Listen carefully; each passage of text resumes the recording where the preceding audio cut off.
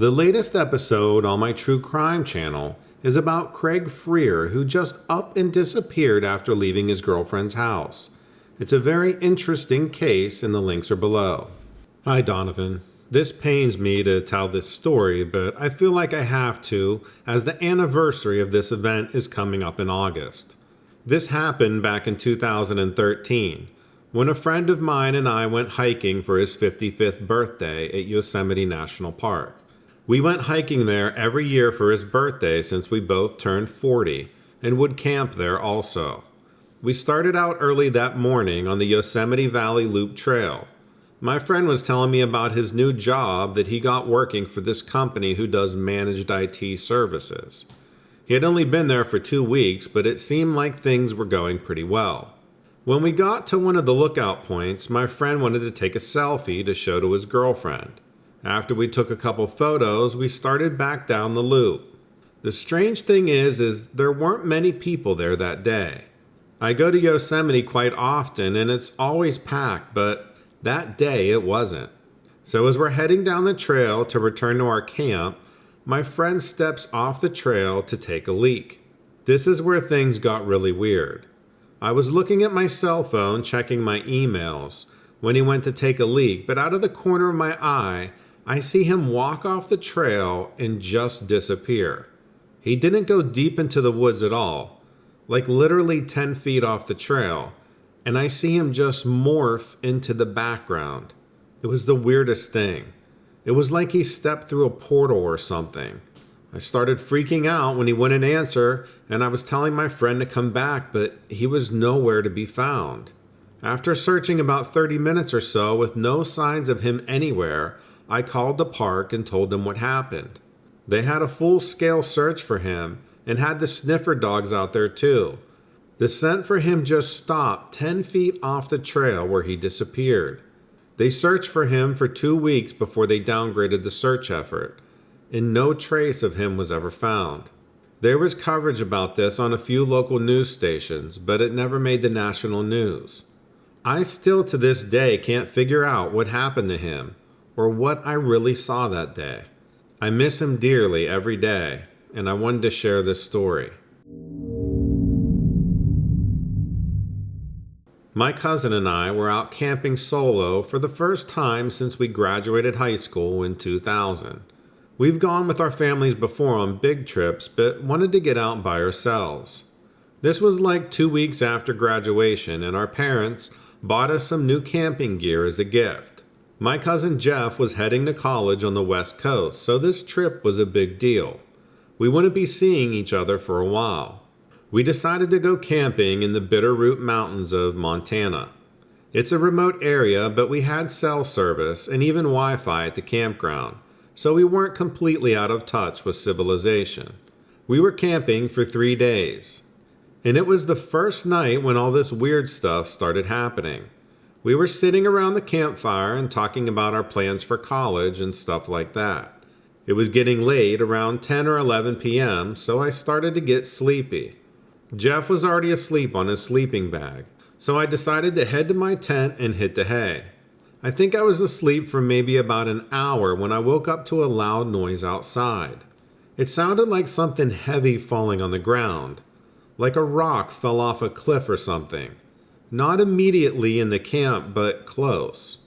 The noise woke up Jeff too, and he barged into the tent pretty quickly asking what happened. I told him about the sound, and we both tried to listen for whatever made the noise, but couldn't hear anything. Then all of a sudden there was this huge flash of light outside of our tent.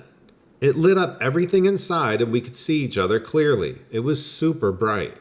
We started freaking out a little bit and thinking this might be lightning struck nearby or something, but there wasn't any thunder or rain. It got really quiet after that flash of light, so we peeked out of the tent and tried to see what happened, but it was too dark outside now. It must have been past midnight by then. Then another bright flash of light struck right above us. Somehow Jeff managed to pass out again, but I was still up, weirded out by the sound and the lights. I sat perfectly still, and not long after started hearing what sounded like rocks being thrown at our tent. They pinged against the fabric and I could hear them skittering out on the gravel. They couldn't have been bigger than pebbles, but I didn't like the thought that someone or something was targeting us.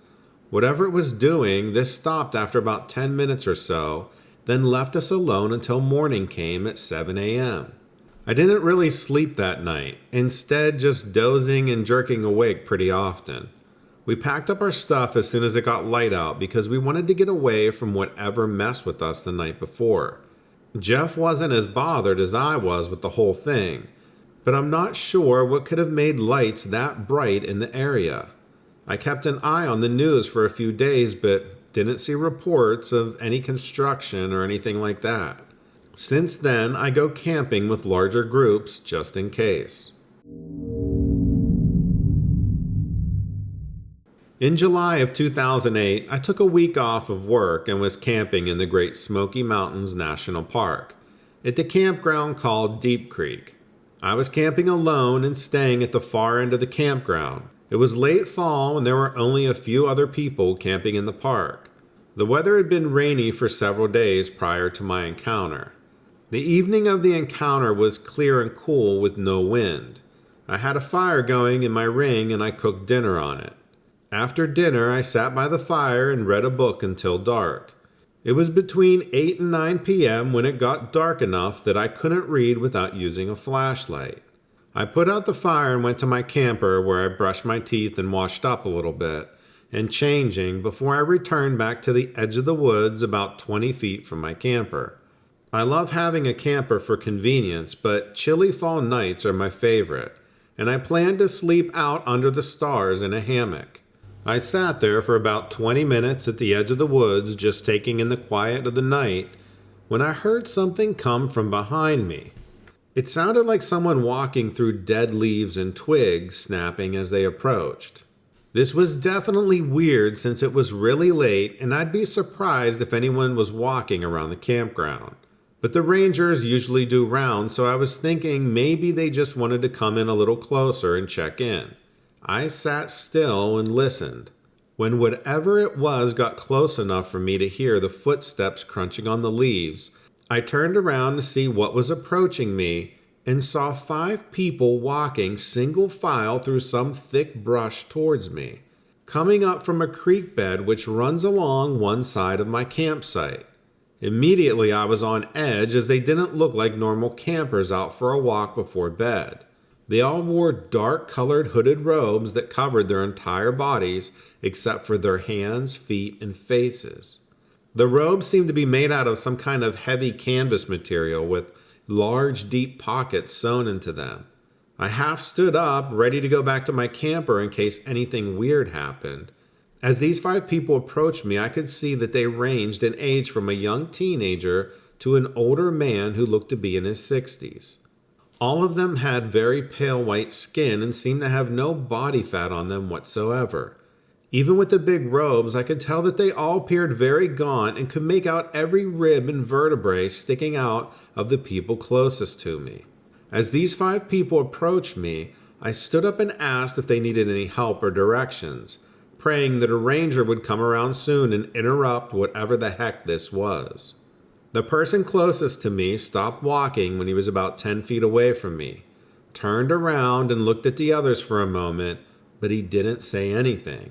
As he did this, all 4 people continued walking past him, making a large circle around the edge of the camp before heading back towards the creek bed where they came from.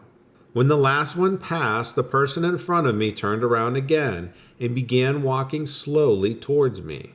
At this point, he was maybe 20 feet away and moving so sluggishly that a part of me thought I could take him if I had to.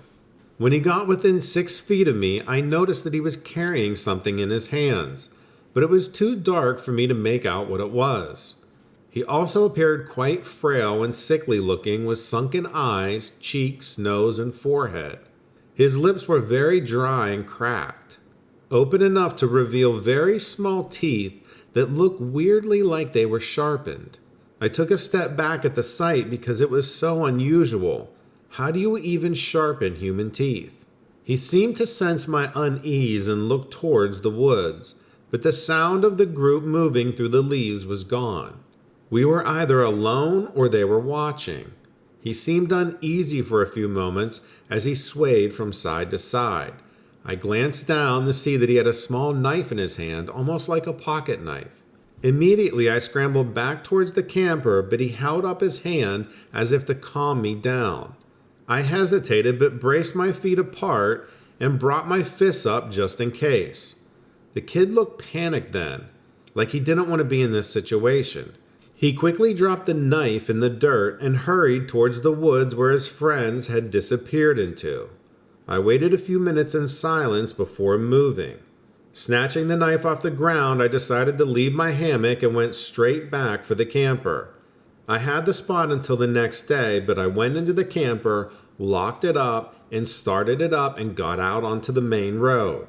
When I reached a motel about 10 miles away, I felt a little bit better. They assured me that they kept the lights on all night and I locked both the lock and the deadbolt in my room. When I was finally able to calm down a bit, I checked out the knife. It almost looked like it was handmade and had a weird little carving of a tree at the base of the blade. Definitely rough. After a night of barely sleeping, I went back to the campground the next morning and grabbed the rest of my stuff before checking out early. I don't have the knife anymore. I tossed it out the window somewhere on Route 19. 2 weeks later, I was watching the news and saw that members of this cult were arrested for assaulting people in that same area. When they showed the people on the news, they were the exact same people that I saw that night.